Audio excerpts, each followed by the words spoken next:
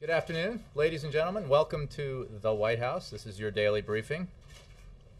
Before I take your questions, I have a couple of announcements. As you know, last week the President announced historic fuel efficiency standards for the cars and trucks we drive, which combined with steps already taken by this administration will save American families $1.7 trillion at the pump and reduce oil consumption by 12 billion barrels by 2025. Building on that, next week the President will hold two events to highlight this administration's ongoing commitment to saving families and American businesses money at the pump, slashing our dependence on oil, and creating cutting-edge jobs. On Tuesday, August 9th, the President will travel to Interstate Moving Services in Springfield, Virginia, to announce first-of-their-kind fuel efficiency standards for work trucks, buses, and other heavy-duty vehicles. The new standards will save American businesses who operate and own these commercial vehicles tens of billions of dollars in fuel costs and will dramatically reduce oil consumption and cut pollution. On Thursday, August 11th, 2 days later, the President will travel to Holland, Michigan to tour the Johnson Controls Incorporated Advanced Battery Facility. While at Johnson Controls, the President will highlight the key role innovative technologies will play in helping automakers achieve the historic fuel economy standards, establishing U.S. leadership in advanced vehicle manufacturing, spurring economic growth, and creating high-quality domestic jobs in cutting-edge industries across America. Those are my announcements. Mr. Feller. Thanks, Jay. The President said yesterday that it was his expectation that the FAA dispute would get resolved by week's end. Can you update us on whether you're seeing any movement on that issue and whether the President has had any additional role in trying to get to that resolution? The President has had a role in this. He has spoken with the Speaker of the House. He and obviously members of his administration are actively engaged in trying to find a solution that will put 70,000 Americans back to work. We hope that a solution can be found and that Congress will take the action necessary to ensure that those Americans do go back to work, because at a time when we're trying to grow the economy and create jobs, it's simply not acceptable for Congress to, because of a political dispute or political disputes, not to take the measures that it's taken in the past to allow for these jobs for these folks to maintain their jobs, stay on the job, and continue working. And since so many of these jobs are construction related, this is a lost opportunity here. You can't get the construction season back, and obviously for those folks who haven't had a paycheck now, this is day 13. They can't get that money back, which they need to pay down their mortgages, to their car payments, and obviously to make ends meet for their families. Is progress being made? I think that conversations continue as we look for ways to resolve this, and we hope Congress will take action. I mean, we cannot be clearer that it is simply inappropriate for Congress to go on recess, leaving this issue unresolved. And when there are political disputes, the overall authorization bill that gets larded up with agenda items that are politically motivated, and I'm not saying that they may not represent sincerely held views, but they should be set aside to allow for an extension that permits these hardworking Americans to go back to work. The stock market took a steep dive today, which I'm sure you saw. Any reaction to that? Well, no, I don't have a specific reaction to the market. Markets go up and down. We obviously are monitoring the situation in Europe closely, and there's no question that this economy has faced headwinds this year, of a variety of them, including the earthquake and tsunami in Japan,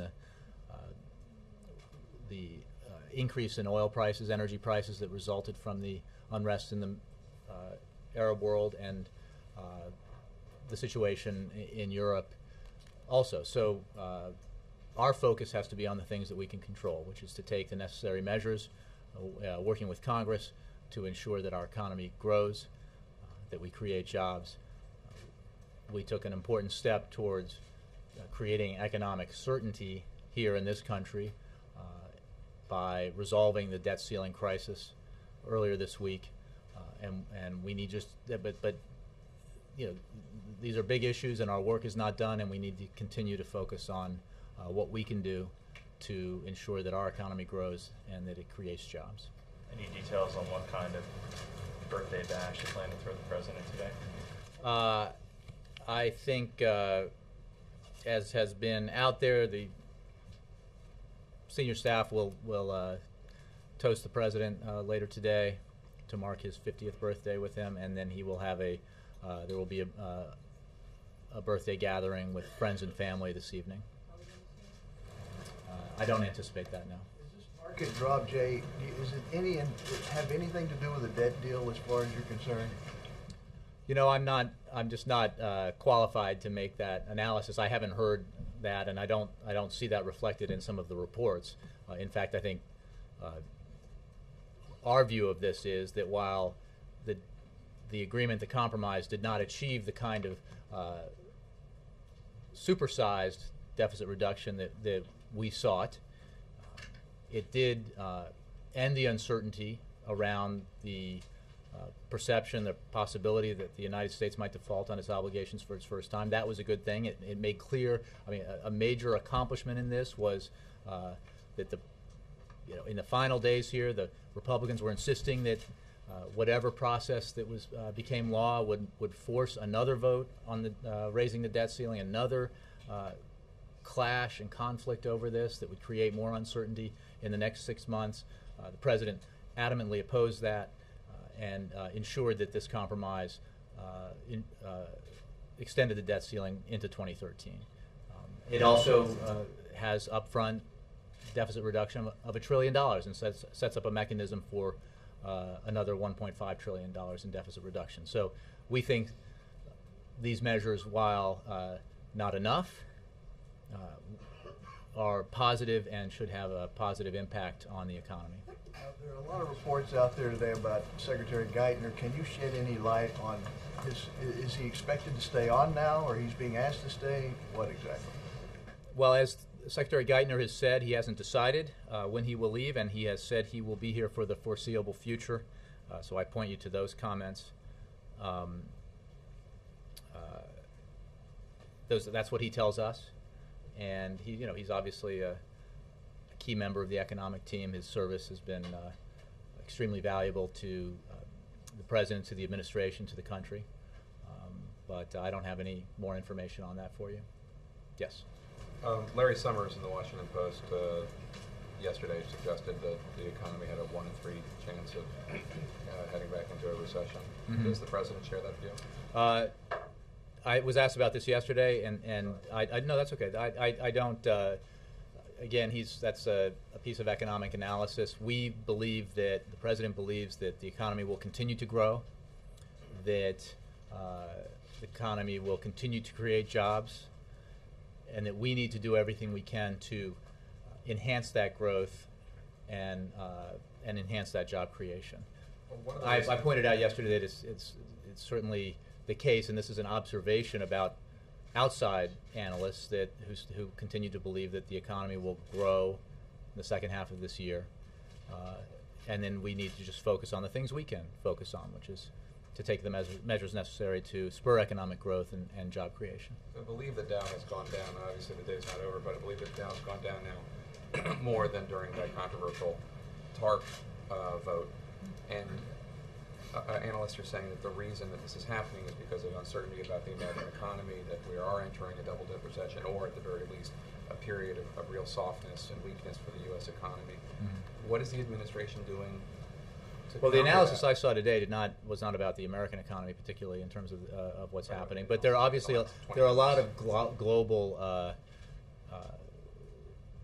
issues that affect the global economy and that obviously affect the American economy. We strongly believe, as I've said, that we will continue to grow and we will continue to create jobs, and we need to take the measures necessary to do that.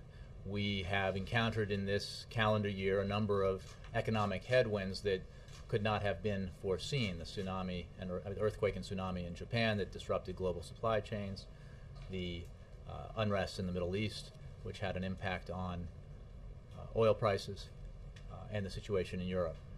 So, obviously that has hurt the economy globally and has slowed growth and job creation, but we believe that growth and job creation will continue. But what is the president doing? What is? We know that he went to he went to fundraisers last night. What is he doing today? What is he doing? What is he doing? The president has worked Congress about all the stuff that needs to be done to help create That's jobs. right, And, and this needs Congress to take place, has and then he within flew it. off to Chicago. What is Congress he doing has. today? The president is having meetings with his senior staff. The president has called on Congress to move quickly on things that have bipartisan support and are in Congress's lap. So the same The stuff trade. he was doing a couple months ago, calling on Congress to pass things. Congress has the power to pass legislation that the president can sign.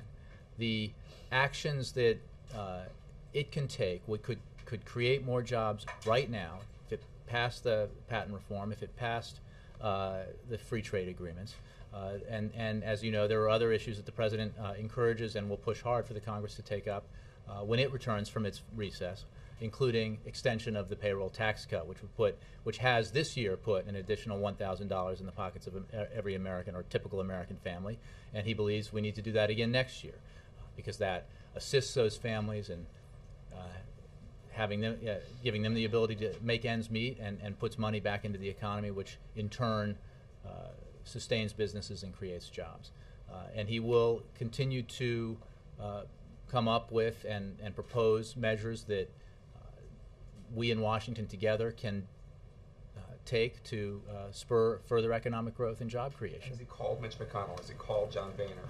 Is he working on things that they can do? If Jake, I know you weren't here yesterday, but I know you were here for most of the days before that when this president and those leaders and others worked 7 days a week to avert a major economic crisis in this country that would have always made. saying the president can walk and chew gum at the same time. I'm asking you. But are you asking me? What is he doing? He is Other than focused. calling on Congress to pass things that you've been calling on Congress to pass for months. What is he doing to help the economy?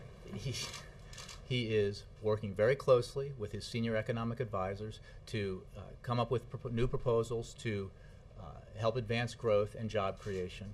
He is working with members of Congress to help advance growth and job creation, and he will continue to do that. There are things that Congress can do now to create jobs, and they should. There are things that Congress will be able to do when they return from recess to help create jobs and spur growth, and they should. And he looks forward to working with Congress to do that. When the president looks at all these negative economic numbers or headwinds, as you like to call them, does he believe that he's made all the right choices when it comes to the economy since he's taken office? Does he believe he's made all the right choices? I don't. I haven't asked him, but I'm sure that he would say that there are always things that, in hindsight, you might have done a little differently.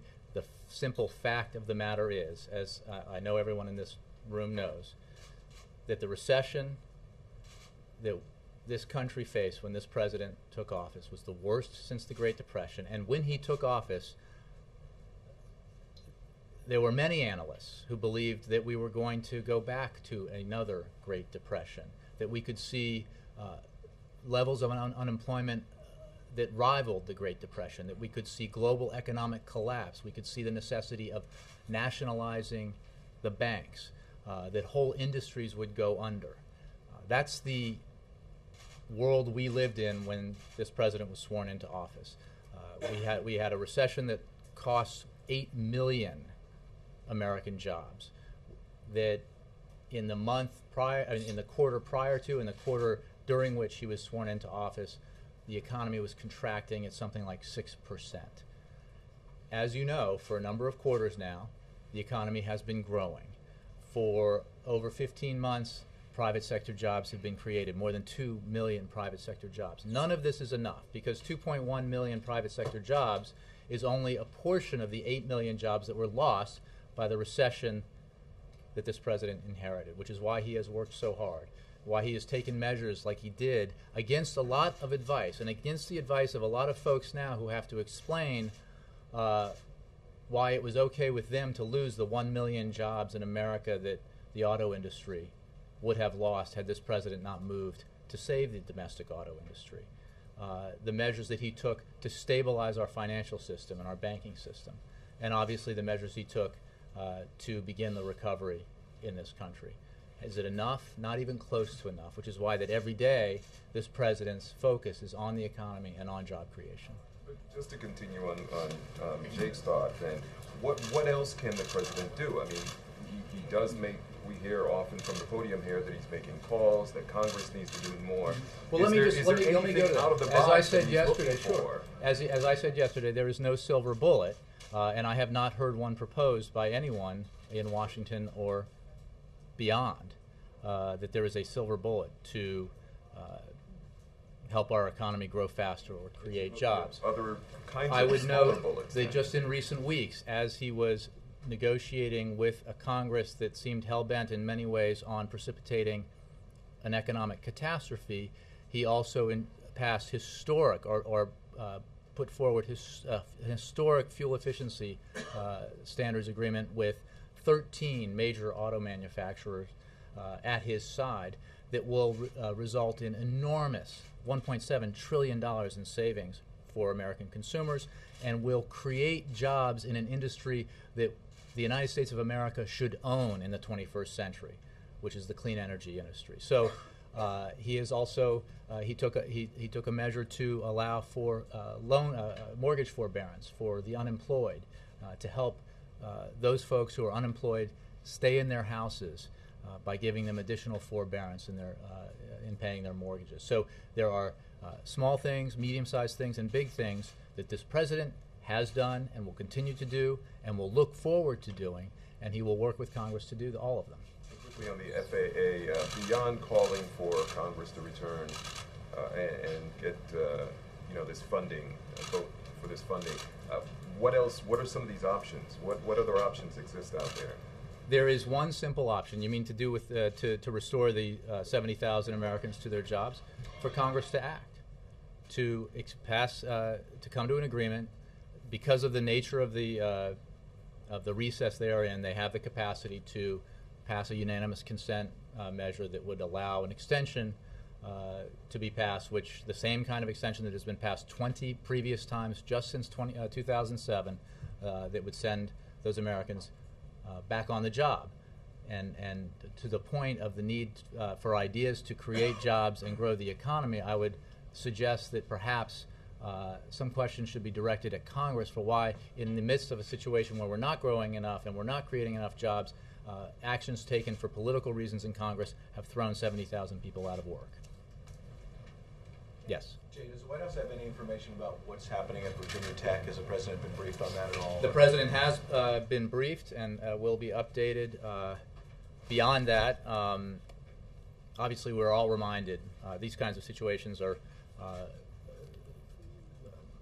frightening regardless, but the horrible, when it happening as it is now at Virginia Tech, we're reminded of the horrible and tragic event there in 2007. We're monitoring the situation right now. I would refer you to state and local officials. Yesterday you said that President Obama received a birthday call from President Medvedev from Russia. Well, they also had some business. And they had business, and you talked about WTO. On that call, was some of the other business President Obama weighing in on Prime Minister Putin, saying that Americans are parasites? No, to my knowledge, that did not come up. Does the president have any concerns about the Prime Minister saying that about America? Look, the president believes that we have reset our relationship with Russia. It has borne significant fruit, that policy approach of his, and that we work together in a number of areas that are beneficial to American national security interests and American economic interests. On the debt, today the Treasury Department said that because the debt ceiling has been lifted, the U.S. debt has now shot up to 100% of gross domestic product. It puts us in league with indebted countries like Italy and Belgium. How concerned should the average American be that we're now in league with Italy and Belgium on debt that is 100% of GDP? Well, I think as those Americans, and I think many did, who paid attention to the debate over raising the debt ceiling and deficit reduction, know well now this is an important issue, and that's why it was so important for Democrats and Republicans to come together to ensure that we addressed the need to cut our deficit and the need to do something about our long-term debt. I think it is important, and it's important for everyone here when they write about this issue, even now, so late in the game, to explain what raising the debt ceiling is. Raising the debt ceiling is not additional spending. It is simply saying you, the United States of America, can continue to borrow the money you need to pay the bills you have already rung up. Those bills include everything that the United States government does, including paying its soldiers, sending out Social Security checks, and all the variety of things that the United States government does, and its obligations and responsibilities, including paying interest on the debt that it does have. There is no question, we're all in agreement, and this president's been very clear about that he agrees with the idea that we need to get our long-term debt under control, which is why he worked so closely with the Speaker of the House in trying to forge a bipartisan agreement, a grand bargain that would not just reduce spending in our domestic discretionary budget, but would tackle some of the long-term drivers of our long-term, some of the drivers of our long-term debt, and that obviously includes entitlement, the need for entitlement reform, and the need for tax reform, and why he looks forward to trying to do that again, because one of the issues that goes to our long-term debt here is that you can slice and slice and slice your domestic discretionary budget, and in the case of the Ryan budget, your non-defense discretionary budget, and you are not really going after the problem. You need to go after the problem, and that's why the president looks forward through this joint committee that's being established through the legislation to working with Congress to try to see if we can get something even more significant that goes right at the issue you're asking about, which is our long-term debt. Very last thing, when you were talking about jobs, undoubtedly tsunami, other disruptions have hurt the economy, but every president, either party, has these things. President Bush had Hurricane Katrina, affected domestic oil production, et cetera. These things happen. Do you worry at all that the message to the American people is that you're blaming all these things for happening around the world and not taking responsibility for the jobs crisis? No, I don't worry about that, and we're not blaming anything. We're simply pointing out that there have been factors that have affected growth globally and affected job creation at home. And those are, it is certainly our responsibility and your responsibility to inform Americans of the facts, and those are certainly the facts, just as it's important. I think I saw on one television network today a graphic about the number of jobs lost under the during the Obama presidency that did not note the fact that when he took office we were in a job loss free fall due to the policies, obviously, that were enacted prior to his becoming president, and that because of that recession, America lost 8 million jobs, and that this president has, since the day he took office, done nothing but focus on what he can do and what he can do with Congress to reverse that, which he did, and they did, and to then grow us out of the terrible hole that recession dug for the American people. Yes, Mike. When did the president speak with the Speaker? Yesterday. It was yesterday. Yeah. And he urged him, we can assume, to call the Congress and the House of Representatives back in. Well, I think they just discussed this matter and how important it was to resolve it. And how did the Speaker respond? Is there any prospect for Congress coming back or getting a use? I don't speak for the Speaker, but I can tell you that call did happen, and the President's working on this issue, because one thing we can do when it comes to job creation is pretty instantly, if Congress takes action, put 70,000 people back to work. Does the President have higher hopes after that conversation that Congress will come back and deal with That's it? another way of asking if there was progress, and I simply will say that it is not resolved, and it needs to be resolved, and we remain hopeful that it will be resolved by the end of the week. Again, on the headwinds question, the tsunami, higher gas prices in the spring were headwinds against the economy. Are those headwinds still in existence? Well, clearly, higher energy prices continue to affect the global economy. The situation in Europe is one that we believe Europe has the capacity to address and is taking measures and needs to take measures to address. Those continue. In terms of the effect, I believe that the effect of on the supply chain that was caused by the global supply chain, especially in automobile manufacturing, that was caused by the earthquake and tsunami, that has certainly diminished. Is there a... But I mean, to Ed's point, I mean, there are obviously things that go on that we have to manage, and that the economic team and the overall American economy has to manage and does. And then we focus on the things that we can do to mitigate the headwinds and to allow the economy to grow. Well, given all that, is there an expectation by the president or among his top economic advisors when the unemployment numbers obviously come out for July tomorrow? Is there an expectation among the top level folks here of when the unemployment rate will begin to go down?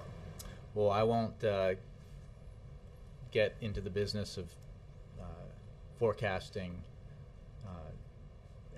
unemployment figures or job growth figures, except to say that we need to work together to drive employment up and drive growth up, and that if we do that, if we do the things that we can to build a foundation for solid economic growth, to make the investments, for example, that in education and innovation and infrastructure that allow for economic growth and create jobs, do the things like he's done with this historic fuel efficiency standards agreement to give a further boost to an industry that will be so vital globally and that America should own in the 21st century, that we will see the kind of growth and job creation that we need.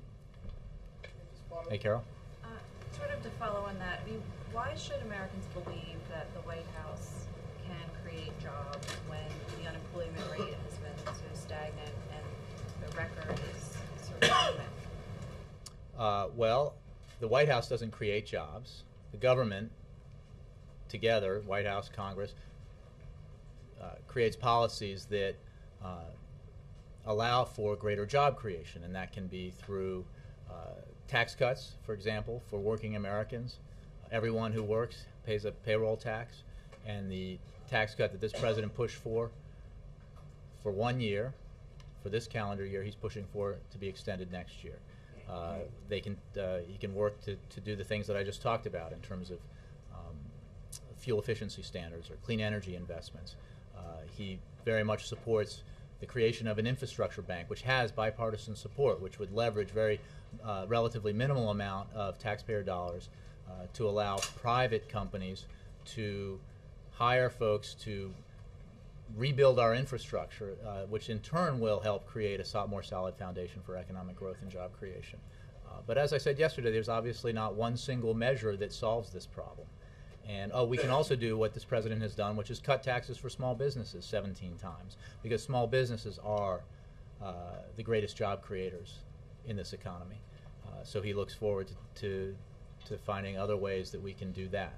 I guess what I'm saying is the president has been talking about this, as you said, since he came into office, and the results haven't been what you guys have wanted them to be, or what Americans have wanted them to be. Which is why we have to keep working.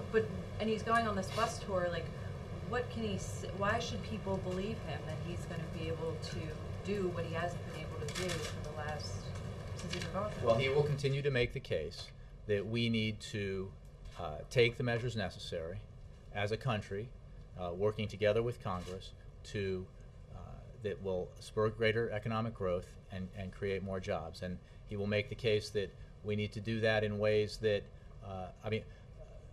economic plans we've seen from others basically include sustaining or expanding tax cuts for the wealthiest Americans, sustaining or expanding subsidies for industries making record profits, slashing spending in programs that assist middle-class Americans, and eliminating or ending programs like Medicare as we know it. We do not believe that that is a jobs agenda or anything close to it. So what we have to do is reduce our deficit in a balanced way that ensures that we do not actually harm our economic growth prospects or our job creation prospects, and we have to take the measures, the kinds of which I've just been discussing, that will further enhance job creation and economic growth. And then lastly, Senator Portman has an op-ed today, and he suggests and every other time the debt ceiling needs to be raised, that Congress do a dollar for dollar decrease in the reduction in the deficit. Is that something that the So White make House permanent thinks the should- arbitrary connection between Congress simply allowing that the government should pay the bills that it rings up, and link that to, again, arbitrary numbers to reduce spending. Again, this is not a related issue. I would expect that we do not think that would be a good idea or particularly helpful to economic growth or job creation. Jay, following up on something you said a few minutes ago, you said the president had small, medium, and large options to deal with the economic challenges. Given the reality, political reality that we just saw play out in this debt and deficit debate, which one of those options is on the table for him? Well, I think I gave some examples of things that were smaller in scale but will assist, for example, people who are unemployed, often, if not always, through no fault of their own, who are struggling to stay in their houses, and we instituted a program that would allow for more forbearance, loan forbearance. Passing a payroll tax cut, I think, is small by no one's estimation, and if you're an American family that has an extra $1,000 this year because of it, you do not consider it a small thing.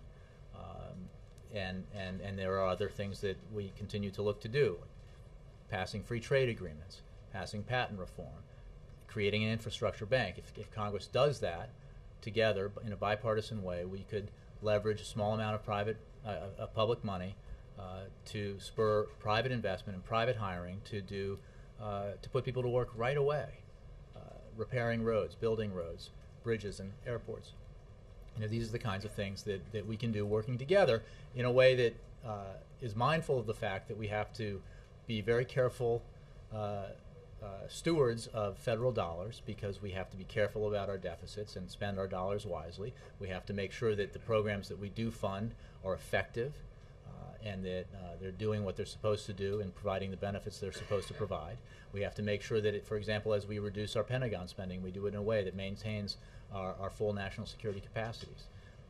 But if we do all these things at once, and that's what I mean when I say that there is no single, no one measure you can take that answers the mail in all these cases. But if you do them all together, you will see more positive economic growth, more positive job creation.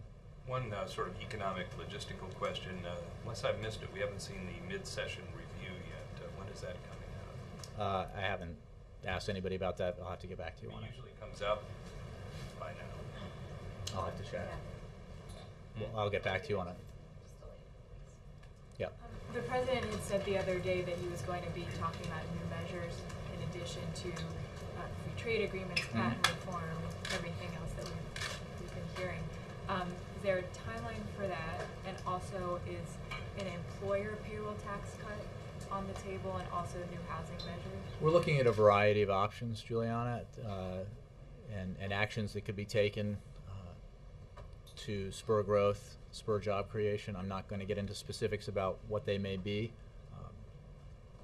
We obviously only days ago settled what had become a near crisis situation in terms of resolving the debt ceiling dispute, and you can expect the president to be speaking about these issues in coming days and weeks. So I don't have a specific day for you or a specific proposal to put to you. But housing assistance, the payroll, the employer payroll. Again, there are a lot of ideas that are under discussion, but I don't want to identify one or the other today. And also, I believe tomorrow is Austin Goolsby's last day.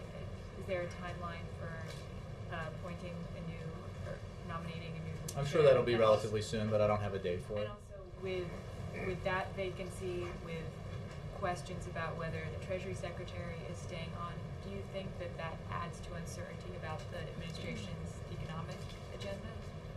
Well, no, I don't. I mean, I think that the uncertainty about some of this stuff is driven in part by all the stories about it, and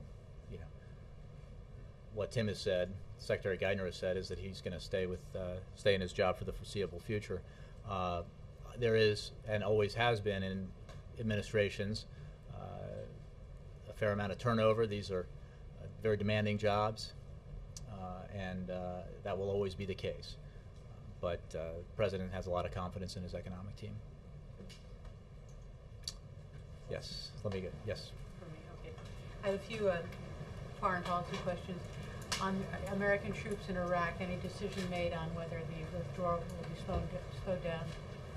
No, we continue to work under the status of forces agreement that we have with the Iraqi government that will result in full withdrawal of U.S. troops by the end of this year. We have said in the past that we will listen to, consider any requests that the Iraqi government might have to further our engagement with Iraq militarily, just in terms of what we might do there. But that has not been forthcoming, and we are on track to withdraw by the end of the year. If there were a slowdown, do you think the American people would tolerate that? There's no slowdown, Connie. We're on track to withdraw by the end of the year. Syria, other than the stepped-up rhetoric, any specific actions about Syria?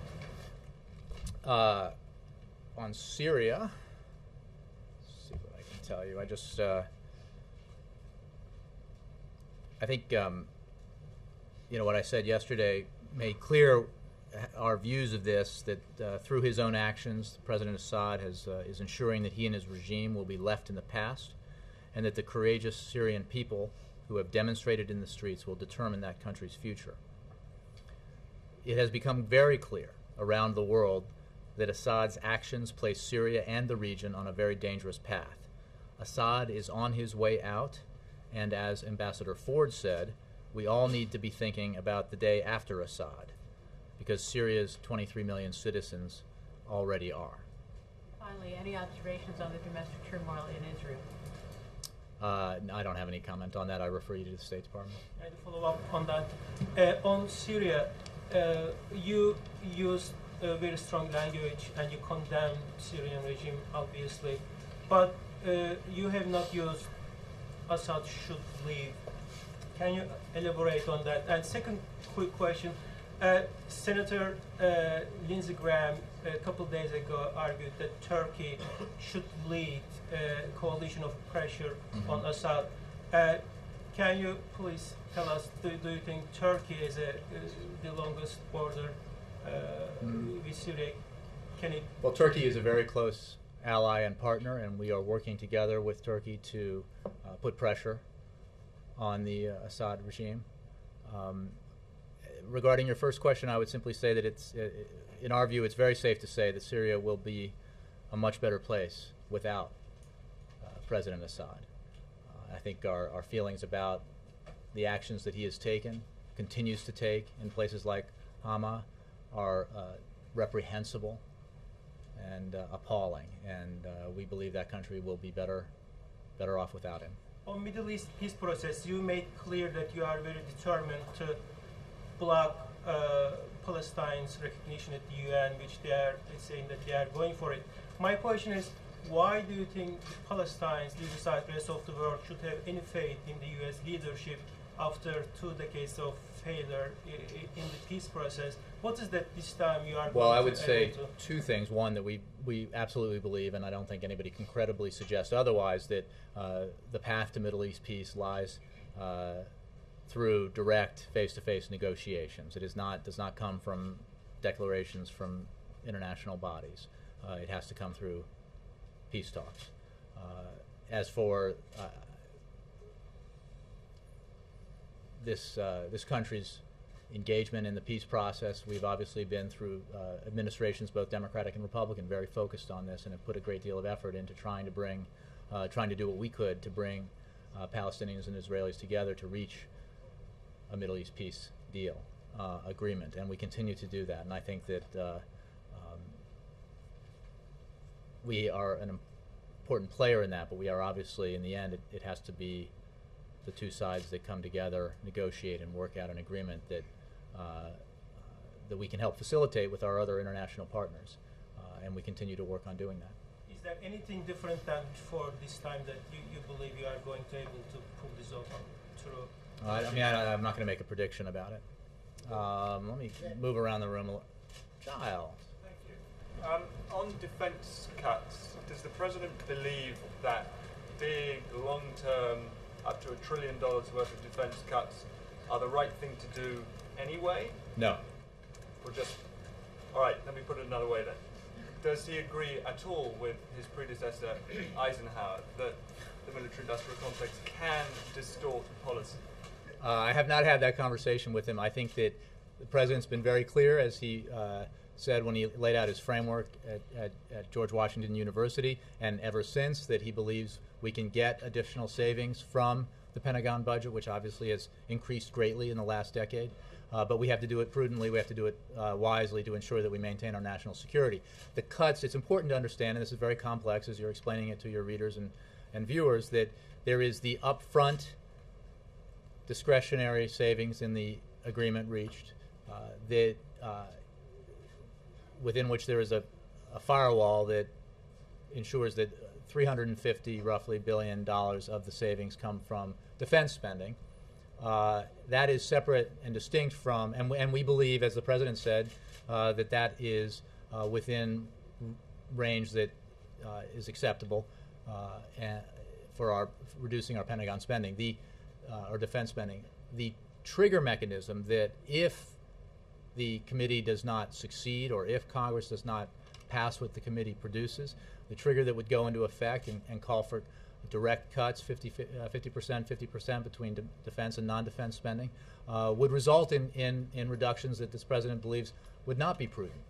As Commander-in-Chief, he believes that they would be too deep, which is another reason why it is so important that, these triggers are created to be onerous, to be unthinkable, so that they are not pulled, and to create great incentive and pressure on Congress to avoid pulling them, and to instead make the hard choices that we hope this committee will make and that Congress will pass, to create further deficit reduction in a wiser way, in a balanced way that includes entitlement reform and tax reform. Does he not think, though, that in Afghanistan specifically there is an imbalance between the massive monthly outlay through the Pentagon and spending on the political surge, State Department and other departments? Well, I'm not sure. Different actions you take have different price tags. There's no question. The President, as you know, has begun, as he made clear he would do when he laid out his policy for Afghanistan. He has begun to draw down forces there, the surge forces in Afghanistan, and in a process that will, by the end of 2014, result in Afghan forces taking security lead in that country. He also believes that the State Department budget is very important, and that the money the relatively small amount of money that is utilized through the State Department to advance American interests abroad is money very well spent, and that we need to be mindful of that as we make our choices going forward. Lynn, haven't seen you in a while. How are you? Fine, thank you. Good. My question is about the Midwest bus tour. Mm-hmm. I'm particularly interested in knowing what states you're going to, what cities you're going to, and if you could talk a little bit about what you want to achieve. We will have an announcement with more specifics soon. I don't have that for you. That announcement will include locations, states, and a little more on the schedule. I think, as I said the other day, that the President looks very much forward to getting out in the country. He's obviously spent a lot of time here in Washington and in the White House of late, and to hearing from Americans in the Midwest, in this case, as he does when he goes to other parts of the country, about what's going on in their local economies, what they think the Washington can and should do to enhance economic growth, enhance job creation in their parts of the country, and that's what this trip will be about. When will you announce the cities, or when will you? Very soon, perhaps before the end of the week. Yes. But why is he doing it by bus? Presumably he's going to fly on Air Force One to the Midwest. Why is it a bus tour instead of another kind of? Well, I think it creates an opportunity to be, if you will, closer to the ground and more connected with folks in that part of the country. There's, as you know, it also allows for easier travel in some ways because of the requirements that flying Air Force One in and out of certain airports in certain parts of the country not always that easy. So it creates a lot of flexibility. But mostly, I think it's an opportunity for him to meet with folks in those communities, which I will announce later. And he very much looks forward to it. Yes, in the back. Sorry, Japanese press. Yeah. Thank you, Jay. The Senator Corbyn and Senator Wade called for an all U.S. aid to China in 2012's budget. So what's the U.S. government stand on cutting the foreign aid?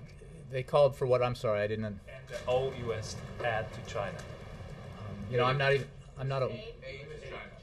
US. We're cutting aid to China. Yeah.